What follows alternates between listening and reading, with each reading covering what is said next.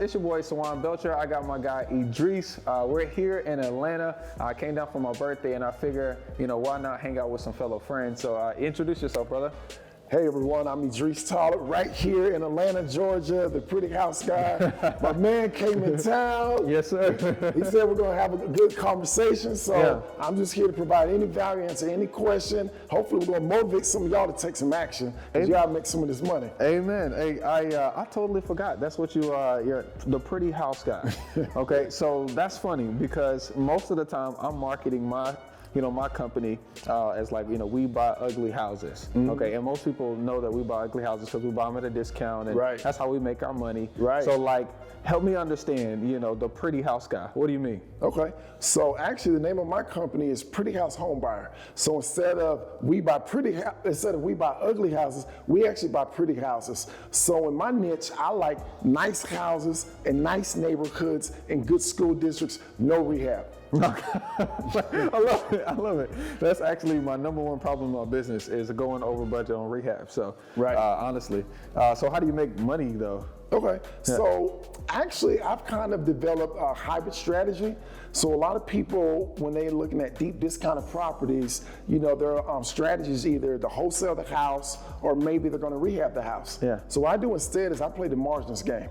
So I look for upper end real estate. My average price right now is about $700,000. Yeah. And then I'll put a contract on the house for cash. Most people think I start off with creative strategies. That is my third option. Okay. So I put it on a contract for cash, which allows me to control the deal. Nice. Because I have to have equitable interest in the deal. Nice. And then I'm going to go see what the market is willing to pay for that house. And what I do is I leverage a lot of buyer's agents. Yeah. Because think about a buyer's agent. Every single person, a buyer's agent, all of their clients, they either have cash or they've been pre-qualified for a mortgage. Yeah. Okay. Nice. So then I'll match them up with properties. I'll see how much they're willing to pay for it. And then, worst case scenario, I'll go back to my seller and then I'll work out a spread. So I'll have the property discounted. But let's hypothetically think about it. If someone has a house for $700,000 and I tell them I have somebody who has $675 cash, they can close in 10 days after due diligence. Are you open to lowering your price by $25,000? A large percent of the time they'll say yes. For sure, that's for sure. So you said you have pretty much like 3 offers. Right. Okay, so your first one is cash. Yeah. What's your second one? Well, the second one is still cash, but it's going to be with a pre-qualified buyer. Okay. Because when it's straight cash, you can close immediately. Right. With a pre-qualified buyer, you're looking at 30, 45, 60 days for them to go through the underwriting process. Yep. So that's my second option. And then the third option is? Creative real estate. Creative real estate, nice. Creative real estate. See, I do that, honestly, I kind of do the exact same thing. So I typically make the seller a cash offer first, and if they say no, then I go to something creative first. Well, you said no to this. If I was able to pay what you want, would you consider this? So that's cool that you do that. Now, like 600 and 700,000. That's like I was telling Isaiah earlier. I'm trying to wrap my brain around that because most houses that I buy in Greensboro, I mean, I can pick them up for 60, 70,000. That's crazy. On the high end, I'll pick up something for 100,000. Right. So I'm trying to wrap my mind around 600,000. When it comes to comps, I'm just trying to understand. Like, are there comparable comps frequently where you can actually say, this is what the house could be worth or is worth right now? Well, not could be because they're already pretty. Right. Are you looking at comps or are you how do you determine what you can pay? So what I look at, I look at comps. Yeah. And think about it, fortunately I'm in Atlanta, so there's a lot of properties that are in that price range. Yeah. Now I would adjust those price ranges depending on what market I'm in. Okay. Like if I was in Charlotte's about the same thing now. Right. The prices have gone up so much. It really is. But what I do is, my leads come from, almost all my leads are for sale by owners on Zillow. Okay, nice. So I go up there, the thing I like about it is because when you look at the ad, they take pictures, have the description, but at the bottom they have their phone number. Right. So when they have their phone number, what do they want me to do? Call them. Call them. Right. So it's not a cold call, it's a warm call, and that's really how I'm finding all of my leads. I'll go up there, so what I do is to get the comps. Of course, you got the assessment, which really means nothing, right. But then I'll look at PropStream, I'll look at Realtor.com, Right. and I'll look at Redfin.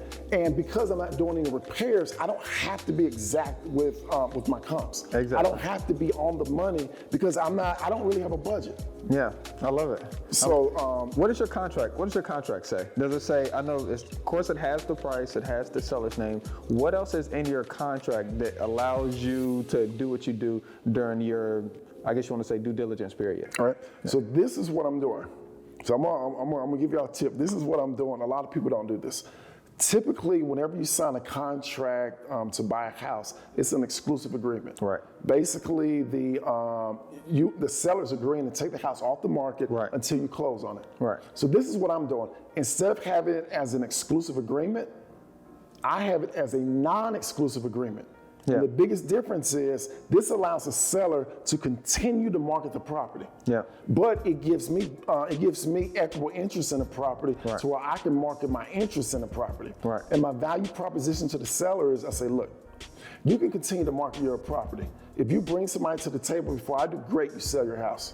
If I bring somebody to the table before you do, great, you sell your house. Either way, you pay me zero fees, zero commissions whatsoever. The only way that I make any money whatsoever is if I bring somebody to the table to buy your property. Okay. Yeah, And that's and I have that explicitly written in my agreement that this is a non-exclusive agreement. Seller may terminate the agreement at any time. Just give me written notice. Okay, I love it. And written notice can even be a text message. Right, I love it. I love it. That's what's up. That's actually pretty smart. Like a lot of guys getting into the business, they kind of do the same thing, but they don't get it signed. And I think that's like the key to just get it signed. Just get the purchase agreement signed. Absolutely. Yeah, You have to get it signed. Right. And another thing that does is, with it being non-exclusive, that eliminates the need for me to put down huge earnest money deposits. Exactly. Because I get hit with that a lot of times when you need to put $20,000 down, you need to put $30,000 down just to show that I'm serious about closing on this. Yeah. But then when I talk about it being non-exclusive and I explain it to them and I show it to them in writing, then that might be a deal killer for some of them. They don't want to do that. But for others, they're willing to say, oh, okay, this makes sense. So how much earnest money are you putting down? What do you mean? Yeah, okay. Zero. I love it. No. So now I love it. Now, especially when I'm doing options for consideration, I give you $10. Okay. I love it. Why $10? I should give $1. I don't know. It's just $10. It's just in the agreement, and I just give you $10. Hey, I love it. It can be anything. Another thing that I do is I do memorandums of agreement as well. Nice. Okay, so when they sign the purchase agreement, do they sign a memorandum right afterwards, or do they sign a memorandum after you got your buyer in place? Mm-hmm. So what I do is we do all that up front, but the thing about the memorandum, it needs to be notarized. Okay. So we usually try to arrange to go to my bank, get that notarized, and then what I'll do is I'll wait I'll have the purchase and sale signed, I'll wait 3 days, and then after 3 days, I'll go record the memorandum of agreement. Nice. So if we think about, let's just say wholesale. Yeah. With a wholesale, you put a house on the contract, and if you don't double close, usually it's an assignment of a contract. Yeah. Now remember, sometimes these individuals who are actually buying the house, they have to get financing from a bank. Yeah. Lenders don't pay assignment fees, Right. but they do pay release fees. Right. And that's why I have the memorandum signed. Right. Okay, perfect. And I was just gonna ask, so just for everybody who doesn't know, okay, can you, like, in layman's terms and just in simple terms, like, what's the purpose of a memorandum? Okay, and then you kind of explained it a little bit of why you use a memorandum, but just keep it basic. What's a memorandum? So a memorandum is it shows that you have an agreement. It doesn't specify the details of the agreement. It just proves that you have an agreement. You have that memorandum signed, you have it notarized, then you take it to your county's recorder's office, and then you record it. Now there creates a cloud over the title. Bam. So another thing that it does also is it will prevent the seller from trying to sell the property from up under you. Right, right, and that's super important, especially if you took time to find one of these high-end buyers that got, that got their hopes up. Correct. Right, they're starting to get into financing and stuff together. Correct. That's super important. Correct. So at what point, okay, just so I can understand, at what point you get the property under contract, non-exclusive. You go out and you start shopping for buyers. At what point do you say, go back to the seller and say, hey, we're ready to go? You know, because it's still going to be 45 to 60 days. You know, because most likely they're going to bring a loan. What does that sound like? You'll be surprised, a lot of people have cash now. So what I've been seeing is a lot of people, they're coming in from out of state, New York, California, they're coming down here with cash. And let's just hypothetically say it is somebody with a mortgage. I'll go and I'll present that, I'll talk to the seller and say, hey, we have a buyer. I'll say they are bringing in financing, and 9 times out of 10, they're fine with that. Yeah, nice. Because they're getting their house sold. Nice. Because a lot of times, they've been trying to sell it themselves for a while. So initially, what I've been noticing, and this is such a great time to be in this business, a lot of individuals who I contacted maybe in April, May, or June, they weren't interested in doing business with me. Now I'm following up with them because they've been trying to sell their house on their own, or it may have been listed with a realtor. They haven't been able to get it sold because our market has changed a little bit. It is. So now I'm coming back, getting these under contract, and I'm letting them know. I said, look, you know, it may take a little bit of time, you know, for everything to go through, but we will have a closing, you know, contingent upon me finding somebody who's serious about this house. Nice. I love how you're just open and honest with the seller. I think that means a lot to the sellers a lot of the times, because you know, because sometimes we'll get a bad rep with sellers because we're trying to like sneak around and duck and dive versus just being so clear. You know, everything's out in the open. Right. I mean, do they ask you how you're making money? Yeah. What do you tell them? I tell them I get paid by the buyer, and then I tell them I will make a spread on this property. Nice. That's exactly what I'm doing. I love it. And as long as they're getting their price, they don't care. Right. Exactly. Exactly. So okay. So instead of buying ugly houses, we can target pretty houses. Got that. Okay. Instead of, you know, quote unquote, always having a cash offer, we can also make creative offers. Now, what does that look like? I mean, because you would think that people buying $700,000 houses, $1 million houses, you know, that they're not necessarily okay with taking over payments or, you know, you giving them payments. You think that they'd be financially stable enough. Like, I mean, what does that sound like when you're talking to those people? So, for something like that, now I will say I don't do a lot of substitutes this way. Yeah. Normally it's either a lease option or it's going to be seller financing. Okay. Okay. So a lot of it really depends on what is really the underlying reason they're looking to sell their house. Yeah. So what I found right now, especially for a lot of the nicer houses, you have a lot of baby boomers that are getting older right now. Yeah. They don't need a 5-bedroom, 3,000 square foot house anymore. For sure. All the kids are gone. It's just the Mr. and Mrs. in the house. They're getting older. They don't want to be walking up and down the stairs. Then just the maintenance of the house, keeping it clean all the time, the expensive utility bills of that nature. They just want to kind of maybe, you know, maybe downsize or whatever. Right. But here's one thing. A lot of them are in retirement. Yeah.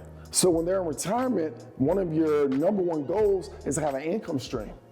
And that's one of my value propositions to them, because I'm like, look, you know, Mr. and Mrs. Seller, what are you going to do with all this money once you sell this house? Yeah. A lot of them like, you know what, we're going to put it somewhere for retirement income.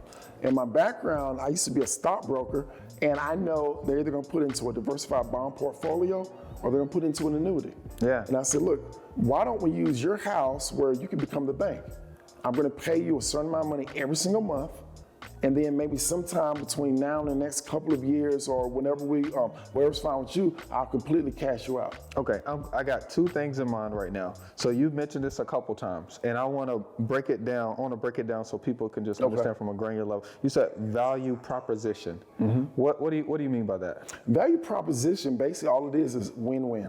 Yeah, win-win. Okay, nice. Like, this is your problem, I have this solution, this is how you win, and I'm gonna win this way. Correct. Perfect. I think that's awesome. Second thing is, I forgot what it was, because I was really thinking about what is value proposition, because you had said it 3 times, and I forgot what my second question was. Okay. Jesus Christ, what was it? Okay, when people are selling a house for $700,000, and you said they're open to seller financing, do they have to have it paid off? No.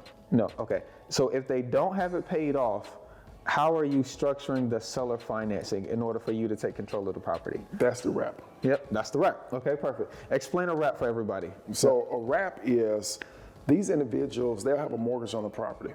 So let's just throw out some numbers, hypothetical. Let's just hypothetically say that their payment may be, I don't know, $3,000 a month to their lender, okay? So what I need to do is I will create a new payment that's gonna wrap around that payment too. Yeah. So that's gonna give them the ability to pay the $3,000 a month, and then if they have some equity or whatever, I'll start paying towards that as well. Okay, so you pay them or you pay the bank? All right, so that is a great question. I used to always pay them. Yeah. However, I heard, fortunately this never happened to me, but I heard so many horror stories about individuals not paying their lender, and then, you know, there's a knock on the door, this house is about to be foreclosed for the tenant buyers who are in there. Yeah. So what I do now is I use a third-party company. Okay. And then I pay them. They're called a paymaster. Paymaster, okay, nice. So I'll pay the money goes to the paymaster. The paymaster pays the mortgage. If there's any excess or whatever, because sometimes I will negotiate something that's higher than what the mortgage payment is. Okay. They'll get the excess of that, and then I'll get the excess. Okay, so that nice. means the mortgage is always paid. Okay, nice. So they're like a mortgage servicing company. Correct. Nice, I need that. I need a software like that. Paymaster, it's like they have a website? There's paymaster. One of your title companies or attorneys may even be a paymaster. Okay, nice. I need that. You could just ask them about it, and it's a nominal fee, but I have my tenant buyer pay that. That's what's up. So I was just about to ask you how you make money, right? So I think one of the biggest factors for me why I'm like so leery about like $500,000, $1 million houses, I'm gonna have a $3,000, $5,000 mortgage, right? And so I need to have a good way to make money. Right. Okay. How are we gonna make money? And I need multiple ways to make money because Okay. I don't like just one way. Okay. You're going to get a hefty down payment. Usually you're going to get at least 10%. Okay. That's your goal, is to get 10%. Okay. Okay. So if you're looking at 10% on a $700,000 house, that's $70,000. Okay. I want you to keep this in mind also. People who are looking at $700,000 houses, let's just hypothetically say they do have great credit and they can get financing from a bank. They're going to have to put 10 to 20% down anyway because they're getting a jumbo mortgage. Right. So that's something that they're going to have to do. Right. Yeah, they're going to have to do that anyway, so they have the money if they're looking at houses in that price range. Yeah. Okay. The second way is obviously you're going to make sure that the amount that you're charging them is more than going to cover what you're giving the seller of the house. Yes. Yes. And then also, you have to have some money in reserves as well. For sure. Now, how do you determine what you charge them? Like, do you just say, hey, I got this property on the contract for $600,000. Seller's giving me seller financing. I'm just going to charge $700,000. Do you just make up a number, or do you just go for the wood and say, hey, I'm going to price it at $1 million and work your way down? I mean, how do you determine that? So it really depends. So what I'll look at is I have to look at what are my terms with the seller. Yeah. Because if it's something like where I'm going to need a balloon payment within the next 5 years or whatever, Okay. the biggest thing I have to ensure is that the house is going to appraise, and these are all just calculations that we're trying to calculate or whatever, based off data, because we know the market can change at any time. For sure. Or whatever.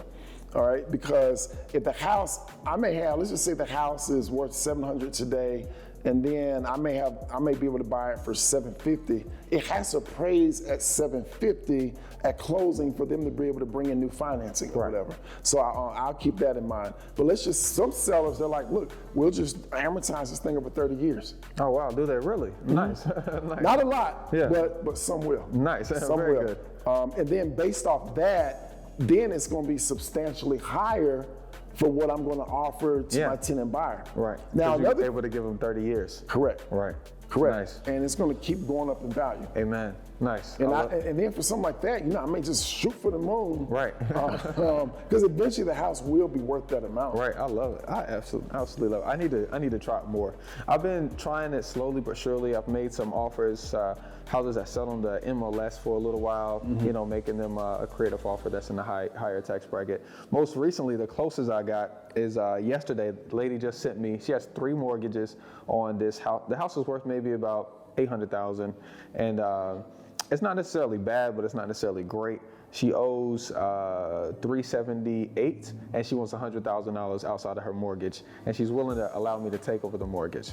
Okay. Will she allow you to make payments on that $100,000, or she wants that up front? And see, I was trying to get her to take the payments for the $100,000, but she wants the $100,000 up front because she wants to be able to pay off some small debt that she has, and then she also wants to be able to pay for some rent. For at least a year, so she can just she's trying to be comfortable. Right. Now, technically, is there equity? 478. ARV's $800,000. Technically there's some equity, but I'm trying to figure out how I can make this work. I think you can do this because you're good. Yeah. So you said she owes $378. Is that just the first mortgage or all 3 mortgages? So the first mortgage is $310. Okay. And the monthly payments on that is like $2,000. Okay. The second mortgage is $60,000. That is a HELOC.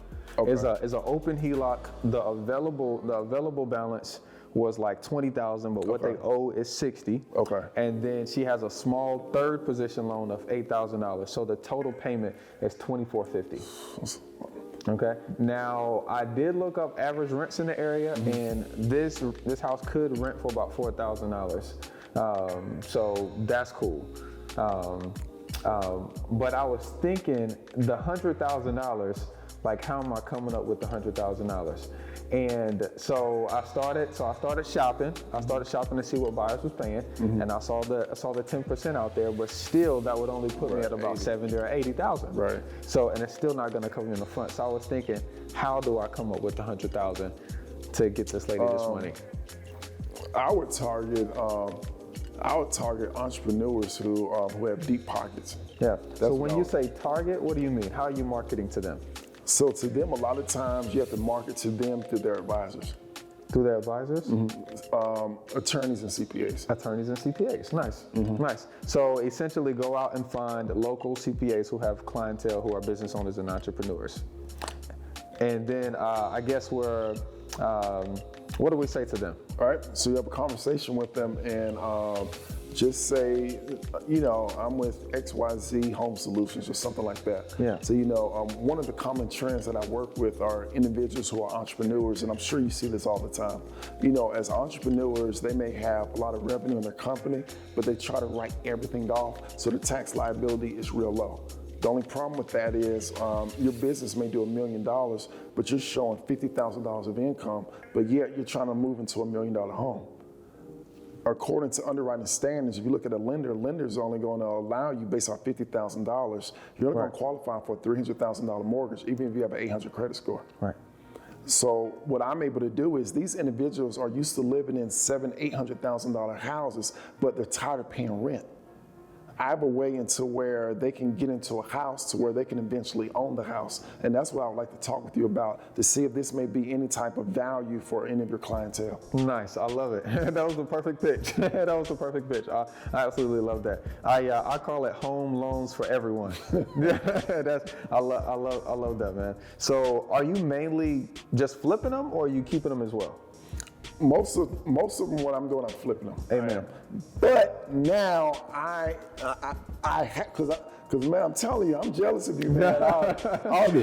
all these doors you have, and I'm just thinking about the first of the month, so why I got to be jealous. Yeah, the first of the month is always cool for me. That's why I'm traveling at the first of the month. Man, that would be so. What you got, like 30 or 40 doors? No, I'm at 60 now. My God. Yeah, I'm at 60 now, and I will say I'm selling a couple, but I'm not gonna drop below like 50 right now, because my goal is to have 64 by the end of the year. So, yeah.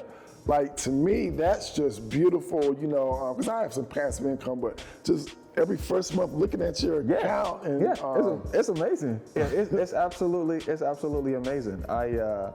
And we make money in different ways too. So we got the group homes, like I was telling you. We got some Airbnbs. We got some rentals, and so all of the different incomes really make a beautiful song. They really do. I love it. Yeah, it's really nice. I'm grateful. Yeah, that's my next move right there is the focus in and hone in fourth quarter, bringing in massive passive income. How are you going to do that?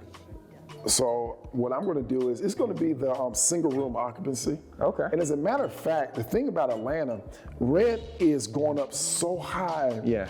For a lot of lower middle class, it's becoming unaffordable. Yeah. Like rent here is $2,000 plus. I'm talking about in the hood. Right. So individuals, they can't afford that. Yeah. So they're almost forced to live with someone. Yeah. So what I'm doing is there's a problem, and I'm supplying that problem with a solution. Yeah. So that's what I'm doing, and I'm gonna have two models. One of the models is gonna be more high-end houses, and we're gonna rent out the rooms. Some of these, I know people, they pay $1,500, $1,200 a month for a room. For a room? Oh man, that's crazy. In a nice house. My business partner, he has a house up in Lilburn, not too far. I think you said you have family in Lawrenceville? Yeah, I do. Okay. Yeah. Lilburn's right outside Lawrenceville. Anyway, this house it's like a $500,000 house. Yeah. And then he's getting $1,000 and $1,200 per room. Oh man! And now he's finishing up his basement right now. He's gonna put somebody down there and charge him like $1,750. That's what's up. Okay, so give me the full play on this. So they rent the room, and I guess they have common areas. I guess like the kitchen. And okay, and so. How does this work? Or what expenses does that particular landlord have when it comes to renting rooms? Just your typical expenses, utilities, cable, internet, stuff like that. Okay. Just your typical expenses. So on a house like that, what are your projections? Are you have a $500,000 house, they got 5 bedrooms in it, you're renting each room for $1,200. What do you suppose that you'll net on a house like that? His house is a little bit different because he lives there. I can't believe his wife allowed. Oh, his wife lives there too? Yes. Oh, that's amazing that he was able to get the dream. But he convinced her somehow. But I mean, if we do the math, it's just let's see. Let's just go. Let's conserve $1,000 per room, and let's just say you don't live there. Fortunately for him, he's locked in at 2.675 for his mortgage. Yeah, so his mortgage is real low. Yeah. But let's just hypothetically say, let's see, a $500,000 house. Let's just say your mortgage, look now, you may be at $2,850 with everything. So you're at $2,850. You're renting out each room. Let's say on the low end at, you may need more than that, because I was gonna say $1,000 per room. Yeah. So $1,000, that's $5,000. Like what, $1,300 per room? Yeah, I would say you need to go up. You need to go up to at least $1,250 or $1,300 per room. So if you're doing that house, the master bedroom is probably going to be a premium. Exactly. So you may be able to get $1,750 off that, and then maybe $1,200 on the other 4. So that's 48, 17. So essentially, the goal with doing that, because my net per door is maybe like $400. So the goal of doing that is maybe to net close to $18,000 to $2,000 per house. Right. Is that what the goal is? I would say so, because by the time you factor in all of your expenses or whatever, for sure, you should be able to walk away with that. And the thing I like most about it is it's just more hands off than doing Airbnb. It is. For my personality, that's better, because I'm not the most detail-oriented person. Yeah. So for me, that's great. Now, I'm going to give you something else I'm looking into that I had no idea about. I've been hearing about a lot of people doing international Airbnb, like at resort locations like Dominican Republic, Cancun, Jamaica, Bahamas, and everything. And it just always turned me off because I'm like, if I do Airbnb, I want to be in my city I can drive to. If there's any problem and somebody on my team drops the ball, I can get to it just like that. Right. The thing that I did not know about international Airbnb is that a lot of those locations are already furnished. Yeah. I had no idea they were already furnished. And because that's a huge expense for your startup costs, it's just furnishing the place. But once I heard that, I said, whoa. It really got me thinking. And to me, it makes sense, especially for places that I like to travel to. That's for sure. So that's something I'm strongly, considering right now. I haven't jumped on anything as of yet, but I've been looking. For sure. Yeah, no, one of my good friends, he did a new construction build in Belize, which is like right outside of DF, which is like in Mexico. Okay. But he does the same thing. He lives in North Carolina, Airbnb, and he does pretty good. Wow. He actually he did amazing. He had a whole campaign. So he bought like pretty much 5 lots. Okay. He built one, and then he sold the 4 lots to his friends, and he was in charge of construction, and his team manages the Airbnb. So of course he got like GC fee, That's what property I'm thinking management right fee, there. right? So he has a free place. Exactly. So because his if he house sold off those lots, he's paying for that. Exactly. Now he got the management. He oversaw the construction. Exactly. He killed that whole strategy. Wow. Yeah, he killed that whole strategy. But look, man, I really appreciate you sharing, man, because honestly, negotiating houses that are in the higher up, echelon is like not really talked about a lot. Right. So I definitely want to talk to you about that. And so I appreciate you, man. All right, so I'm going to tell you, this is my favorite niche in terms of somebody who is hyper motivated. Yeah. Going through a divorce. Yeah. When someone goes through a divorce, they don't care about anything. I'm gonna tell you, so my personal house, I moved here from Charlotte. I negotiated a sweet deal. Yeah. A sweet deal. So when I moved here from Charlotte, I wasn't even doing real estate full time. I was in the financial advisory space. I chose my office in Johns Creek because it's a very affluent area. Yeah. And one of the things that I was doing for people was I was doing education planning for their kids. Yeah. So anyway, Johns Creek is very expensive. And I come from Charlotte, and then, the house I was looking at was like $3,000, $4,000 a month for rent. I said, I'm not paying $3,000, $4,000 a month in rent. That's crazy. So I found this other house. It was in Paulding County. The house was 7 bedrooms, 5 bathrooms on 8/10 of an acre, okay? So the guy, and we just thought everything just matched up. The guy is from Huntersville, which is a suburb of Charlotte. Oh, for sure. He lived in Huntersville. Yeah. But the people who were staying there before, they just kept getting behind. They weren't making up their payments. So he was a motivated seller. So what I negotiated with him was, it was a lease with an option to buy, but check out the terms. He bought the house, it was new construction when he bought the house. Yeah. So it's the cheapest that it ever was, whatever. His mortgage, PITI, was only about $1,500 a month. Okay? Yeah. This house, I negotiated a term with him, a lease with an option to buy. It was gonna be $1,500 a month, but the option price was the balance of the mortgage. Oh, nice. So I had no incentive to ever buy that house. Right. It was the balance of the mortgage, okay? So we moved down here in 2013, all right? So with my business, I was in mental health, and I had a physician group. So our medical practice, we're in Raleigh, Charlotte, Greenville, South Carolina, Columbia, South Carolina, Williamson, South Carolina, Atlanta, as well as Marietta, Georgia. Oh, yeah. So we were booming. Yeah. I mean, we were doing between 60 to 100,000 a week. Oh, yeah. I had a payroll of over 300 people. Oh. I mean, we were growing that thing like crazy and everything. So with me, I'm traveling everywhere. I'm going everywhere. I'm in Raleigh, I'm in Charlotte, I'm in Greenville, I'm here, there, everywhere and everything. And then, I kind of took my eye off the prize or whatever. Things between my wife and I weren't going well. I was trying to make up time, spend time with my kids. I have another son that lived in Raleigh, North Carolina, who I used to go see all the time or whatever. So I was just pulled in so many different directions or whatever. But anyway, my wife and I, we decided to separate and we're going through a divorce. So I ended up getting a condo in Midtown, which isn't too far from here. Yeah. I still had my house there, had all these offices and everything. And then that's when, the hammer just went down on me. I was in my condo. I'll never forget, it was President's Day 2018, February 20th, at 2 a.m. I hear this loud knock on my door. Boom, boom, boom, boom.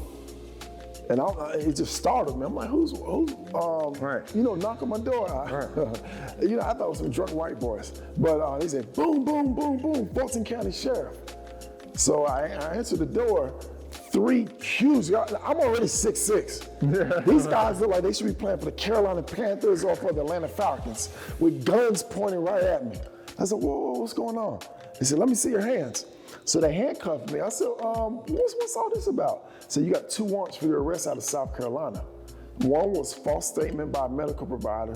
The other one was obtaining property under false pretenses.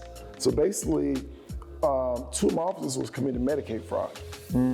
So I go down to Fulton County, which we're in Fulton County right now. I go down, so I'm arrested. I'm there for about 7 days, and then they pick me up and they take me down to Greenville, South Carolina. So I'm still not understanding everything that's going on. I go to my bond hearing.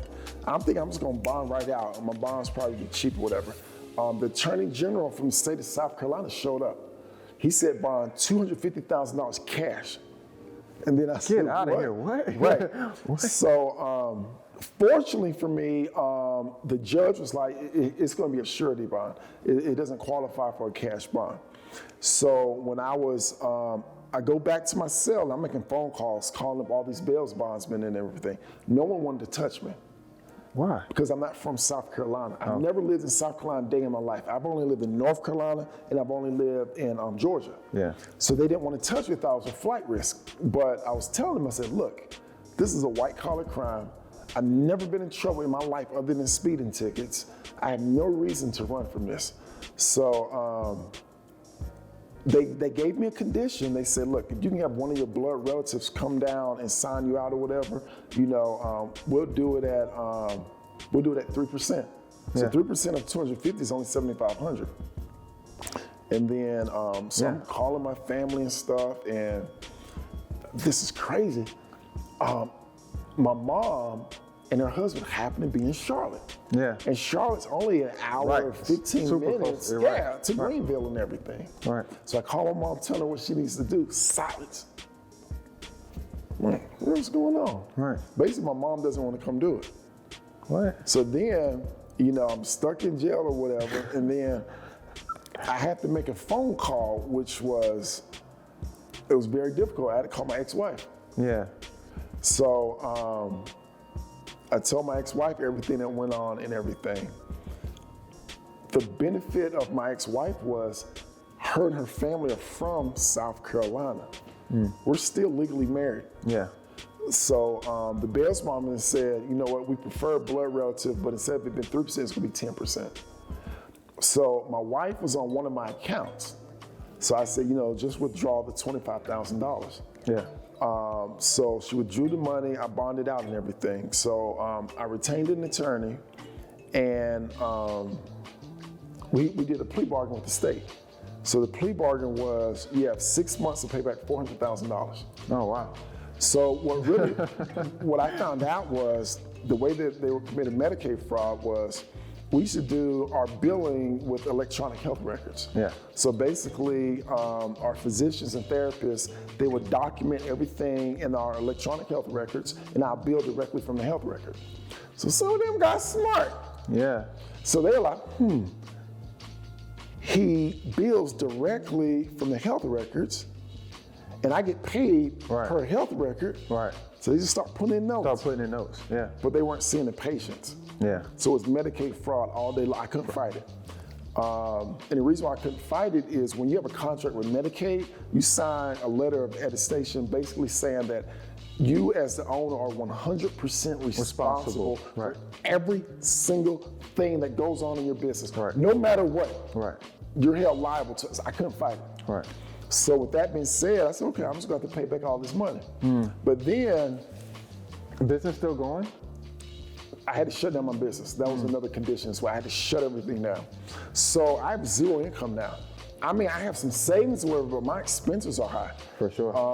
I still have my house, that 7-bedroom house in Paulding County. I still have my condo. And then when I was in South Carolina, before I had my hearing with the judge, I had to stay in South Carolina for 2 months, staying in hotels. Yeah. And it didn't dawn on me to just get a daggone Airbnb. That would be a lot cheaper than staying at the hotel. But nonetheless, man, I went broke. And then my wife and I, with our house, going back to what I was talking about, I said, man, I just give it up. I don't care. Yeah. Things were just so. Now, what year was this? This was 2018. 2018. Yeah. In that house, and I just totally walked away from it. This house had over $300,000 of equity. Oh, you was mentally done. Yeah, I was I was, so I go to, so that was February 20th. I left, it was like April when I could go back to Atlanta. Yeah. And then my hearing was November 7th, 2020. And here was it was November 7th, 2020. So I'm going to court and everything. And, my attorney is, just singing all the great stuff that I've done and everything. And I said, look, I just need a little bit more time. So the judge asked the attorney general, what do you recommend? Then he said, I recommend he go to jail. So they sentenced me to 5 years. Wow. So boom, just like that. Just like that. Them handcuffs hit me so fast. Man, that's crazy. The wonderful part about that whole experience, though, is it was kind of like an inflection point in my life. Because when I was in prison, I didn't have anything to worry about whatsoever. Yeah. And what I did was I used it as an opportunity really just to kind of just focus on myself for once in my life. Yeah. And I started thinking about, okay, when I'm in there, because my background is engineering, finance, healthcare, and real estate. I said, what can I do when I leave? Yeah. Because I left, I had nothing whatsoever. Like, I'm telling you nothing. When I walked out of prison, I had some hand-me-down khaki pants. One of the correctional officers, he was 6'9", I wear a size 15 shoe. He had an old pair of shoes, some little old beat up Air Maxes. And I had this big shirt, I had a bag with a bunch of books and stuff and everything, all right? So I said, the thing that I know that I can start from scratch is real estate. Yeah. My mom had sent me $300, like a Walmart to Walmart transfer. So I go to Walmart, $300. The first thing I buy is one of those prepaid Samsung phones from Straight Talk Wireless. Yeah. I buy their unlimited, it was unlimited minutes, texts, and then maybe data or whatever. That was another $55. I buy that and everything. And then I was off to the races. Now I'm in a new state, I'm in Columbia, South Carolina. I've never done any real estate there whatsoever. So I knew I wasn't gonna be able to get a deal like that. So I needed some cash flow and everything. So I was just trying I'll do anything, as long as it was legal to make some money. So I go to it was a staffing agency, and they pay you every single day just so I can get some liquidity up or whatever. Right. And I was asking, I said, well, how much do you make or whatever? They're like, well, you'll make about $70-something, but after tax, it's $55. I said, we working the whole day and only making $55? Right. So I had to get creative. So instead, I remember I used to pay my guy who put out bandit signs $2 per sign. Fortunately for me, I had access to a car. One of the correctional officers let me drive one of their cars. So what I did was I called up bandit signs and I said, who puts out your signs? And then how much do you pay them? And I just undercut the market. Yeah. I said, I'll tell you what, I'm willing to put out these signs, just give me $50 for gas money and $1 per sign. I made $1,000 in 4 days. Nice. And that's what gave me some liquidity just so I could, I bought a computer, bought some clothes, bought some stuff like that. And then when I wasn't doing that, I went to the for rent section on Craigslist and Zillow, and then Facebook Marketplace. Yeah. And then my pitch is what you hear me talk all the time on Clubhouse. I did the same thing. I'll say, hey, I'm looking for a long-term lease of at least 2 years. Is that something you'll be open to? And then, a lot of them say, oh, yes, no, maybe, or whatever. If they say yes to that, I said, okay, assuming all my payments come in on time, would you consider selling to me at the end of that term? If they say yes, I've just described the lease with an option to buy. Right. And then I know this from previous what I used to do with the real estate, I throw an ad on Craigslist. Good credit, bad credit, no credit at all, rent to own your home in this award-winning school district. Boom. And I got flooded with calls. Boom. And that's how it took me 3 weeks to get my first deal. Nice, nice. And how much you make on that one? I made $8,000. $8,000. Hey, that's dope. And I've never looked back. That's what's up. And so from the time it took you to get out of jail to getting your first $8,000 check doing that deal, how long did it take you? Oh, okay. So I got the first contract after 3 weeks. That took me probably about another 2 or 3 weeks. Okay. So what about 2 months? Mm-hmm. About 2 months. But let me tell you something else which is interesting. So when I was in prison, everyone, real macho and mean and everything or whatever. And then everybody in prison has a nickname. So I tell everybody, I'm the pretty house guy. Yeah. Pretty house guy. What? They think something funny or whatever. But one thing that I learned about guys who are incarcerated, they respect people who are smart and who know how to make money. Yeah. So what I did was, and I'm sure a lot of you have read Rich Dad Poor Dad. For sure. Rich Dad's first lesson is the rich do not work for money. Right. And this was crazy. So when I was in prison, because my custody level was so low, I was on work release. And with work release, you would go out and you could make money. And you watch movies about prison, we made like 30 cents an hour, right? No, man, they paying them guys between $10 and $15 an hour. Yeah. But check this out. The prison acts as a staffing agency. Oh. Now you're in prison. Oh, okay. Yeah. You gotta pay room and board. Yeah. You gotta pay room and board. You have to pay like your washer and dryer. Yeah. They do provide you with the food, but anything extra, you have to pay for that. And you're in prison. But nonetheless, you pay for commodities as well? Huh? You pay for paper towels and yes, toilet paper? Yes. Oh, wow. Yes, Yeah, pay for all that. So check this out. So I didn't like the jobs that I was working. I was in a factory, it was cold, and I was just thinking to myself, this is not gonna help me in life. So what I did was, I declined that, and I went into the classroom in prison, and I taught for the GED. So I studied engineering in college, so fortunately I'm academically gifted. And when I was there, we broke the record for the guys getting their GED. I was there for 2 years. We broke the record in the state of South Carolina for everybody getting their GED. Because I could relate to them. Yeah. I could relate to the guys. Nice. Because a lot of times, you're in math, they're like, when am I going to use this mess in real life? I could show them when they use it in real life. Exactly. I made it relevant to them. I used to get the Wall Street Journal every single day. I say, y'all, this is a publication that millionaires and billionaires read. I say, flip through the pages. What do you see that's in common on all these pages? We see all these little stupid charts and graphs. I said, let me ask you a question. If millionaires and billionaires are looking at these charts and graphs, what do you think you need to learn how to do? Read these charts and graphs. Yeah. And that's how I got them interested in learning, especially the math portion for their GED and everything. Yeah, math is extremely important. Yeah. Extremely important. Yeah, that's one of the things that I forget who made me see value in that, because I didn't see value in school at all. Mm-hmm. But when they made me see value in that opened me up, just like what you did with those guys. Mm-hmm. Yeah, that's awesome, bro. Yeah, that's awesome. Thank you for bringing up that story. I totally forgot to ask about that. No. Yeah, that's it's dope. Cool. That's actually what I'm about to name the video. That's actually what I'm about to name the video. Yeah. Out of prison with $300, $8,000 in 2 months or in 60 days. Or yeah, I love it. I'm actually writing a book. I'm gonna call it. Let's do it. Yeah. From prison to profits. Yeah. Hold on, prison to profits. With pretty in 60 days. You okay? So, yeah, but the story is great. Yeah, we gotta have the story. Yeah.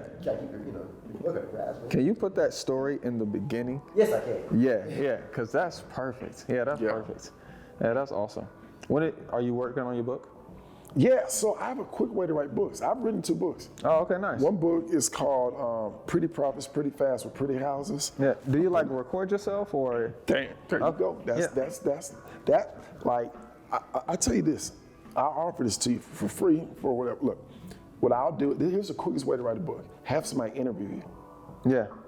And you know the material already. Right. And then we send it to an editor, let it, Right, let them write it out. Copywritten or whatever. You put some call to actions or whatever. Yep. After chapter 1, go here, figure all that stuff out and everything. But here's what you do while that's done, because that might take a week or 2. before you do that, you can do this now. Get you a dope looking book cover. Put your face on it though. Yeah. Because some people, they don't have their face. Put your face on it. And just have a dope looking, now you can pre-sell your book. Yeah, nice. And then because what happens is. I'm actually writing a book, so this is like perfect. Your authority level. Oh, all right, so what's the root word of authority? The root word of authority? Author. There you go. Yeah. Nice. Authors have authority. If you wrote a book, you must be somebody. Right. Write a book. It could be a horrible book. Here's another thing. A lot of people, they put a lot of pressure on themselves where the book has to be perfect. Ain't nobody really gonna read it, honestly. Yeah. You see what I mean? Yeah.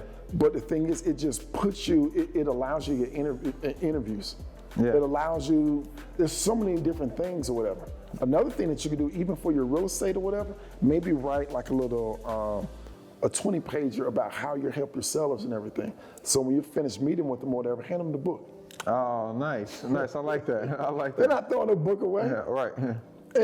But just think about how many people they're going to meet with. You got a damn book. Right. Come on, right. man. And they're probably gonna leave it on their coffee table. Yeah. Yeah, that's dope. That's dope. I need more books. So we have 2 children's books right now.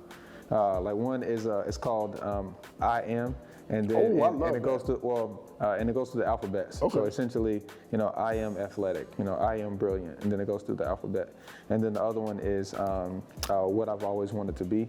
And it's this little, it opens up like this little girl is in class, but she's asleep.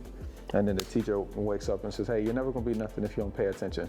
And then she starts going on in her mind about all the things she wanted to be. That's interesting. So, and it's all entrepreneur stuff. So those are the 2 books that I have, but I wanna do something like for, No, I love that. There's, I forgot who it is.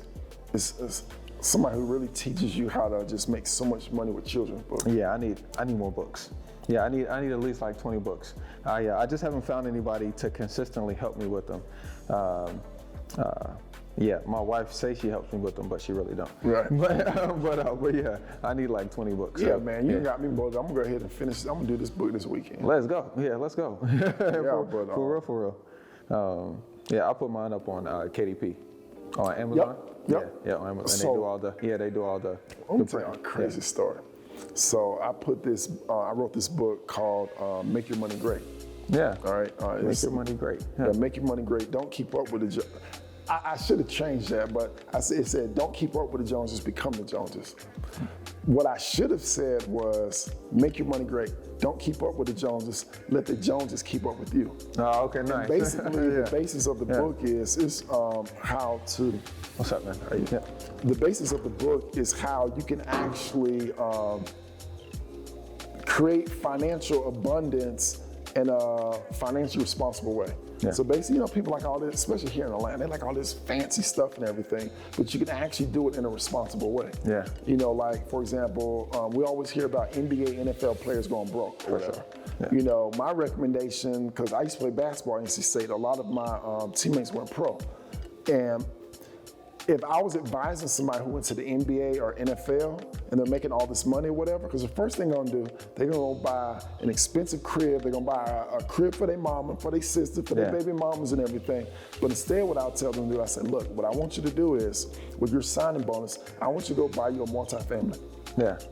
Use the cash flow from that multifamily to pay the debt and get a mortgage on all these homes you're buying for everybody. Yeah. So therefore, if you get hurt, now you have an asset that's gonna pay for all those places. Right. Every year when you get those big checks, I want you to buy you another multifamily. Right. And that will be, so no matter how long you play, right, when you leave the NFL or NBA or whatever, you got cash flow. There you go. Yeah, you got cash flow. It may not be the same standard of living you were at, but an extra 40, income. 50, 70, 80,000 passively coming in, Amen. You're not going to be destitute. Right. Right. And so tell people how they can find you and then how you can help people. Okay. You can find me every social media platform, The Pretty House Guy. So just THE Pretty House Guy.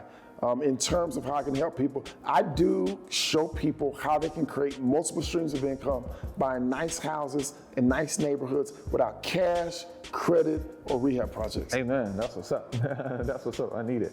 Well, look, man, remember, you don't need all 3, time, money, and knowledge to do a deal. You just need 2 to do you. We'll see you on the next one. Peace.